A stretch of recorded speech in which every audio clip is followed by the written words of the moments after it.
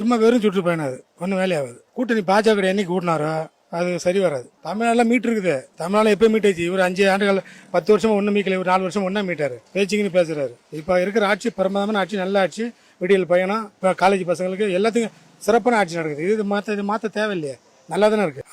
அவர் வேணா ஆபத்தில் இருக்கலாம், மக்கள் யாரும் ஆபத்தில் இல்லை. அவர் சுதந்திரமா சௌகரியமா இருக்காங்க மக்கள்லாம். இப்ப இந்த ஆட்சியில பரிபூர்ணமா இருக்காங்க. எடப்பாடி அவர்கள் ஏற்கனவே முதலமைச்சராக இருந்தாரு. தமிழக நலன்ல முக்கியமா எல்லாத்தையும் இழந்துட்டு மத்திய அரசினுடைய அடிமையாக இருந்தார் ஏற்கனவே. இப்போ திருப்பி திருப்பி அடிமையா மத்திய அரசோட அடிமையா தான் திருப்பியும் போறாரு. தனிச்சு இவர் ஒரு கட்சியில இவரால முன்னெடுத்து ஒரு அனைத்து இந்திய அண்ணா திராவிட முன்னேற்ற கழகம் எவ்வளவு வலிமையா இருந்ததோ அதை பல பிரிவுகளை உடைச்சிட்டு இன்னைக்கு தான் பெரியவர்னு சொல்லிட்டு இன்னைக்கு அந்த கட்சியை சீரழிச்சிட்டு இருக்கிறாரு. எல்லாத்தையும் ஒன்று சேர்த்தா இவங்க நல்லா இருக்கலாம். இன்னைக்கு பாரதிய ஜனதா கட்சி என்ன சொல்லுதோ அதை அதிமுக கேட்கும். அதுல தமிழனுடைய முற்றிலும் அவங்களுடைய வாழ்வாதாரத்தை சீரழிக்கிற நோக்கத்தில் தான் பிஜேபி இருக்குது.